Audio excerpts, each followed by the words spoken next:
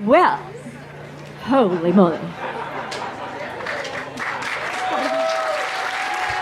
Oh, yeah. Hello, everybody. I'm going to go get my strings changed, so to speak. Well, this guy's going to hang out with John Rossbach for a little while. You know John. He's been a long-time stage manager for this festival, Winterhawk and Grey Fox. We couldn't do this festival without John Rossbach, so give him a great big hand, will you? Oh, shucks. Creekside stage, welcome John Rossbach and Peter Rowan.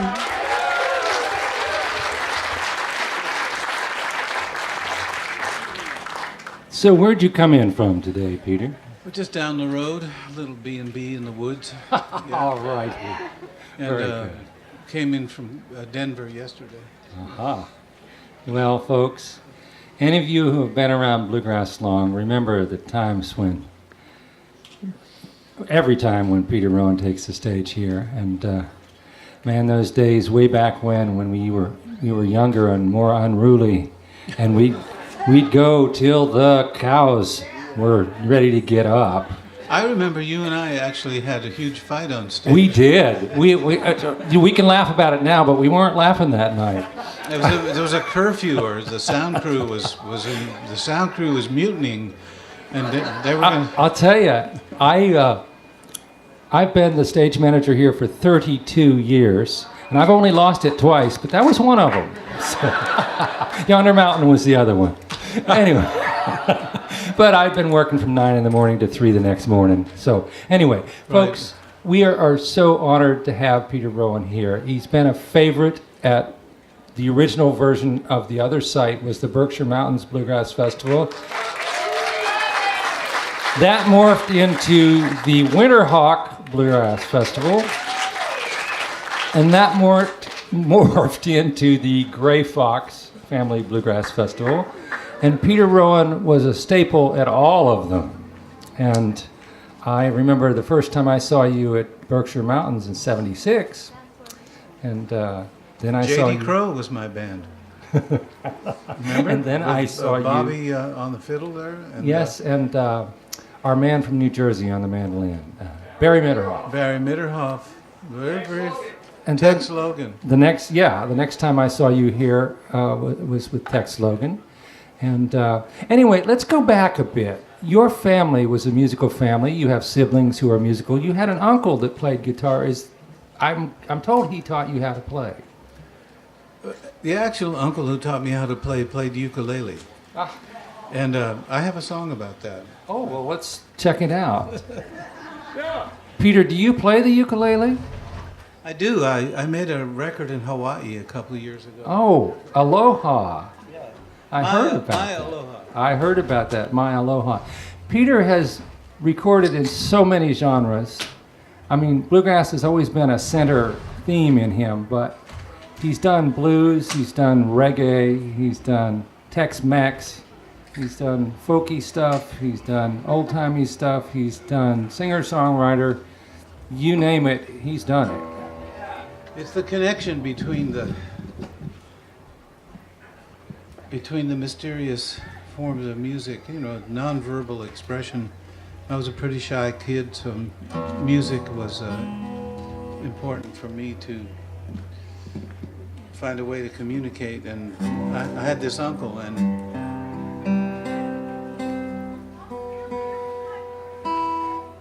his name was Uncle Jimmy. Anybody know the name of this tune?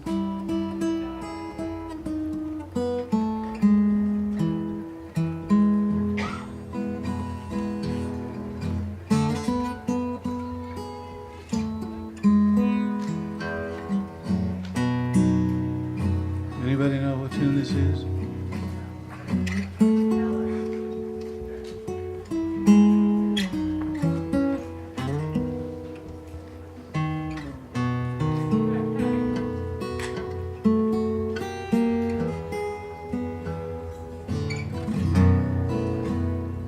As I sit here alone in the moonlight. It's actually a Hawaiian tune called Pualilium. It came out in 1915 by a blind mandolin player in Hawaii named Johnny Almeida. And if you're ever lucky enough to hear this original recording, you'll hear how the young Bill Monroe heard this music and incorporated Hawaiian music into bluegrass. And I'll let you do the research. But it's, Bill had this music that he always talked about. He would call it, and I'll speak in his language. He said, my other music, I'd play it all the time, but my fans, they expect me to play bluegrass, so I must play the bluegrass.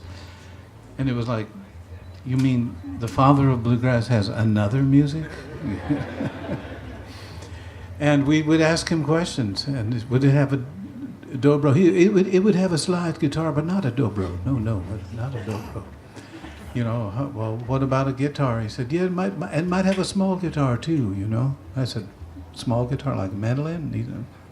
What do you call them little guitars? The ukulele? He said, that's it. That's what you call it. So Bill had this other side to him, that was a very tender side. And best we can figure is that he heard this song Pualilia when he was lifting barrels of oil up in the Chicago boatyards and Detroit oil refineries. He and his brothers would go up there. That's where they could get work if you came up from the mountains of Kentucky. Came up to the north, industrial north. The Detroit auto industry was just starting to boom. And Bill's first gig was as a dancer on the WLS barn dance. And there was a Hawaiian duo that was on that show. And best we can figure, that's probably, unless he heard it on a record, which could be very true because his parents were huge music lovers and they had a Victrola. But we think that it might have been on the WLS barn dance that he heard,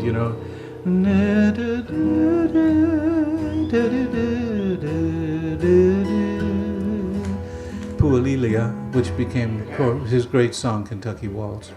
Thank you very much. So my story starts with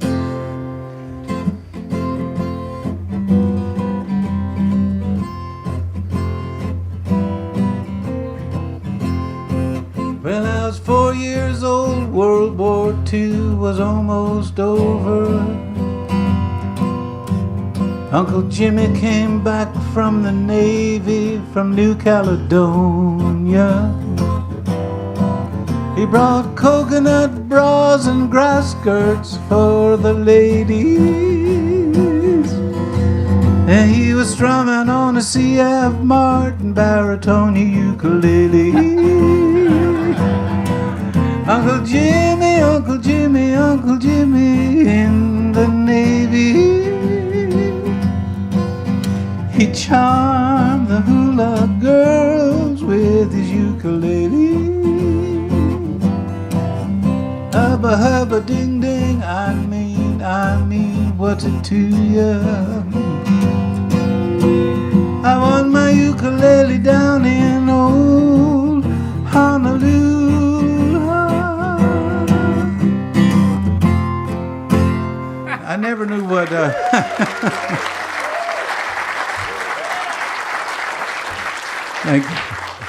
I never knew, he used to say that all the time. The grown-ups would, it'd be like, especially like Memorial Day, we'd have a family party. And Uncle Jimmy he was from the Navy, so he was the good time guy. He knew all the songs, he played the ukulele, and he taught me Bye Bye Blackbird, 5'2", Ain't She Sweet, and all these old swing tunes. But when he'd get his drink and he'd go, hubba hubba ding ding, I mean.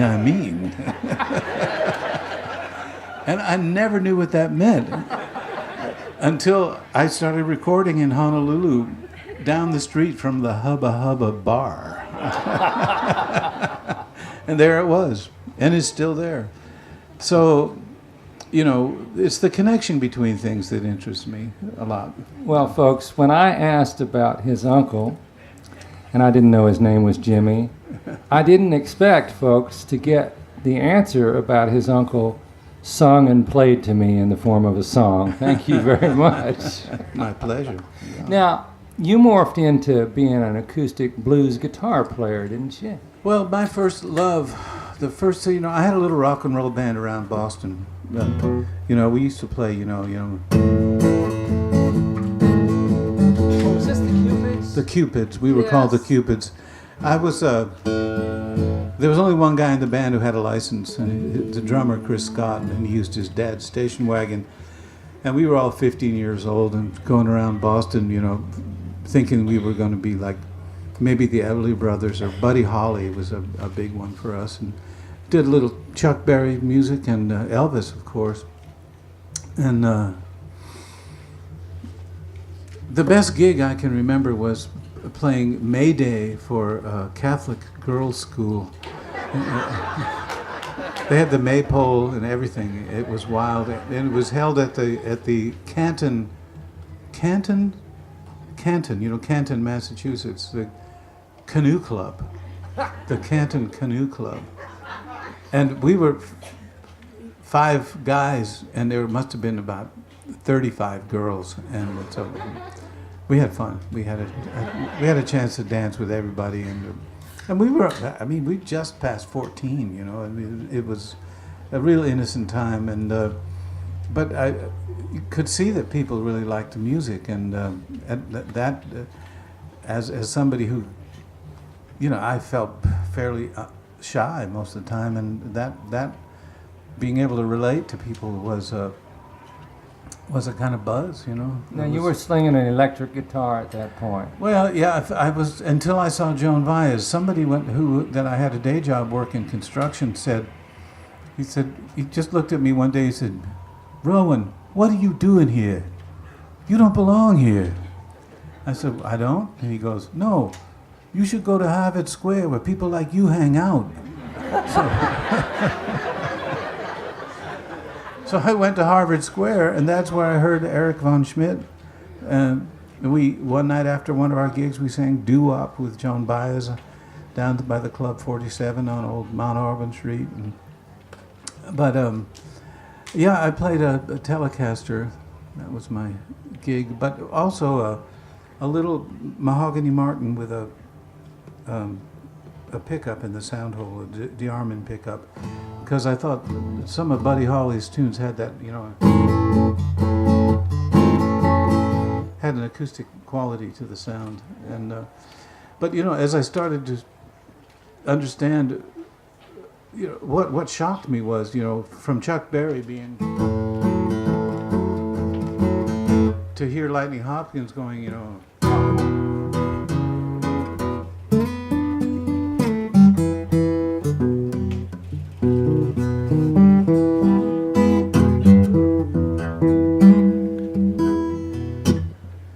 the Texas blues, and I liked that. And so there's the Leadbelly material, we just listening to records as much as we could. We had from 45s to LPs. We were in the transition stage there in the late 50s, early 60s.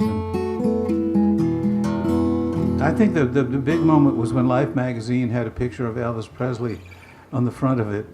There was the change in America at that moment from kind of like a middle of the road, kind of pop music to wom bamba loom bamba lam bam boom, and there was a picture of Elvis on the front of Life magazine, and he just looked evil, and there was a group, and he had the microphone, he was like, and he was pointing at this girl who had a camera, and you could see her, she was melting around the edges. And so, Everly Brothers, beautiful, that harmony. Ike Everly, the Everly Brothers' dad was, real good friends with Bill Monroe, and also good friends with the black guitarist that Bill learned from, named Arnold Schultz, who was from New Orleans, but lived up in Kentucky during the summer months as a laborer. and was a good friend of his uncle, Uncle Penn. You know, and that lineage of guitar picking came down through Chet Atkins and also Merle Travis, yeah, Dark as a Dungeon, Roll On Buddy. That kind of finger picking thing that Earl Scruggs sort of brought to bluegrass too, but it's there, especially if you listen to Bill Monroe's early recordings with Clyde Moody playing guitar. He's playing the whole.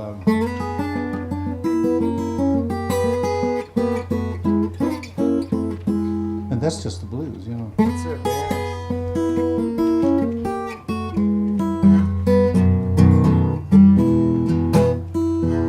Well, when I heard Lightning Hopkins, I realized that Chuck Berry was also part of a tradition, and started looking into that. And you know, I mean, it was at that time, you know, people like Muddy Waters were coming up and playing Newport Folk Festival, and a great piano player like Otis Spahn, who had played on Chuck Berry's records, was in Muddy Waters' band.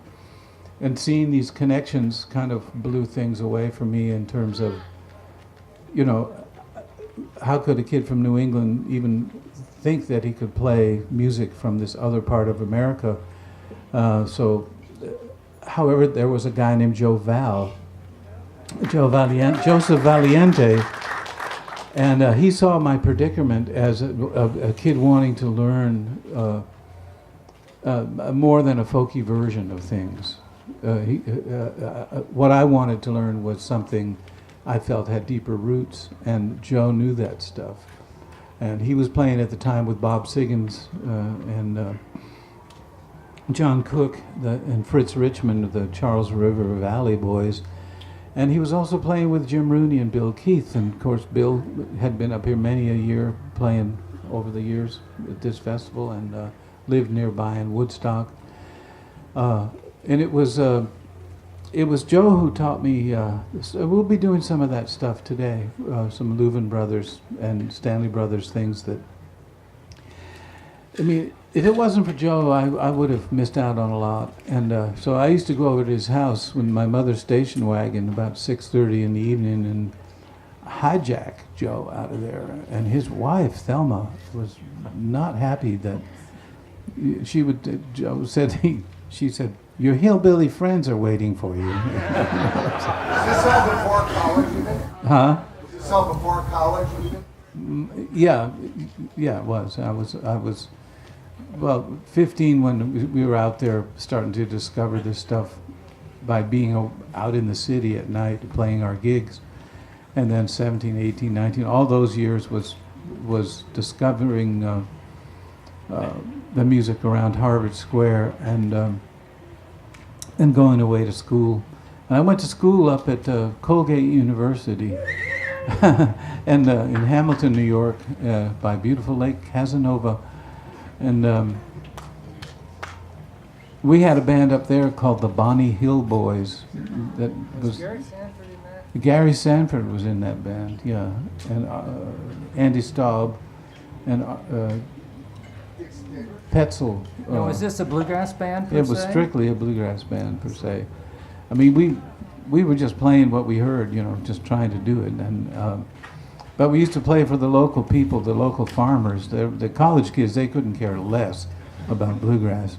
But we played at this bar down there in the little town, Earlville.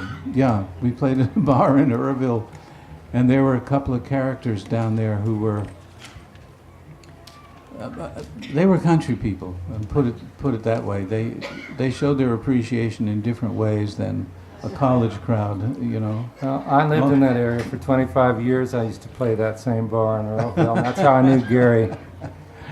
So yeah, I didn't know staying in school. I didn't know what to do, you know.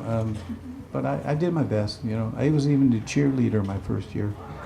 Rah, rah, rah. Now, what got you into the upper echelon? Like when you hung out with Bill Keith? I quit school. I'm sorry. I left college and went back and went to work with Bill Keith. And Bill Keith and Jim Rooney were a happening trio. So I basically took Joe's place and played mandolin in that band. And one day one day Bill Keith called me up and he said, "Hello, Pete." And I said, "Yeah." And he goes, "Bill Monroe's coming up north." Bill Keith, not to be too long-winded, but Bill Keith had been a bluegrass boy. You know, he had already been in Nashville. And the reason he left Bill Monroe's band was not only was it a lot of time to be on the road, because once you got a good band, what do? You got to work, you know. And but the Pete Seeger, it was an issue about Pete Seeger, who had been blackballed from a TV show called Hootenanny because of his supposed leftist leanings, you know. And also my mentor, my real blues mentor, was Josh White. I got to play with him, and he was destroyed by the McCarthy era stuff. He lost all his credibility in the folk world, you know. But Josh White was the best blues guitarist in the 40s. He had a sting on that guitar. Man, no, he was fabulous. He went to New York, and you know, looking for success, and he got sucked into, you know, whatever, you know, you're hanging out with Woody Guthrie and Cisco Houston, and Sonny Terry and Brownie McGee, and all the people who threw those parties were communists. You know, they were leftists. You know, and you know, it was a terrible time in America, and I think people are really worried about it happening again, where the citizens are like reporting on each other. You know. Yeah, it can't happen here. But you know, that was the politics. Even Dylan walked away from it. You know, they were trying to honor him as a representative of something, probably something good. But he walked away from the folk music establishment. It repudiated it. He got up on stage and to accept for his acceptance speech for like being an artist, a liberal-minded artist, was, he said, I know how Oswald feels. He said, I could be Oswald. And they were just, that was the end of it. No. He had no more credibility in the leftist folk music movement. It was like, what? So how'd you meet Bill? Oh yeah. So Bill Keith called me up and he said, now, Bill is wanting to put a band together. He's asked me to put a band together. Would you come and play guitar? I said, yeah, man, that'd be great. With 3 or 4 dates in New England, ending up at Doc Watson's birthday party at Symphony Hall, maybe? Wow. Or Jordan Hall, I can't remember. But Bill Keith warned me. He said, you know, you can't call me Bill in Bill Monroe's band because there can only be one Bill in Bill's band. So you have to call me Brad. That was his middle name, Bradford. So I had to call him Brad Keith. And what else? He said something else too. He said, and I said, I'm sorry, but you can't play mandolin. Only Bill plays the mandolin. And I thought, well, that's interesting, that he thought I might want to play mandolin. But you know, so I started playing guitar full time because with Jim Rooney, he plays guitar, and I was doing the mandolin work in that band. So Bill came up, and we went up to Vermont. And it was a little different atmosphere than Bill had been used to as an Opry star. You know, basically he was a country music star. And here we are at this fiddle convention in somewhere, Stowe, Vermont, and it's snow all over the ground. And Bill, you know, it was like we're all staying at people's houses, and it's like, whoa, you know. But Bill, you know, that's the beginning of the new Bill. Because Mike Seeger and Ralph Rinsler put an article out in Sing Out magazine saying, the daddy of bluegrass music. Because Flatt and Scruggs were getting a lot of publicity and getting a lot of acknowledgement for their TV shows, Beverly Hillbillies, whereas the father of bluegrass music was still a working musician, you know, paying union dues and going out on the road. And I mean, as were Flatt and Scruggs, but Bill didn't have that kind of exposure. You know, his rootsy kind. It was a little more gnarly. You know, But when you hear the music now and you listen to it, it's like we heard a cut today with Mac Wiseman traveling down this lonesome road, and you could hear that the production is trying to make it pop music. They're really trying to make bluegrass be a popular music, a country music. The same thing happened with the Stanley Brothers when they went up to King Records in Cincinnati, Ohio.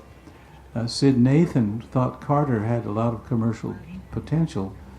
He only had a couple of years to live anyway, but they went so far as to do Finger Poppin' Time. Anybody ever heard their version of Finger Poppin' Time? Hank Ballard and the Midnighters. And they had Hank Ballard and the Midnighters, who I used to slow dance to, and do the dirty boogie to when I was a rock and roll 14-year-old. And you know, I just found out from Moon Mullen's grandson. We were just up in Cincinnati talking about all this, and they also had a snare drum player, a young black singer named James Brown. Yeah, and he played on that session. That's the rumor. Anyway. He also played on the Stanley Brothers' 1961 version of "Rolling on Those Rubber Wheels." Is that right? That's what it was then. Yeah. James Brown playing snare drum for the Stanley Brothers. Yeah, so at the end of that 3-day tour, you know, and now Bill is out living with the audience, and I mean, that was just not, you know, but he could see that the new generation was more about believing in the community of bluegrass, which was a new thing for him, because Bill Monroe had been a huge country music star and was on the Grand Ole Opry 25 years while I was with him. And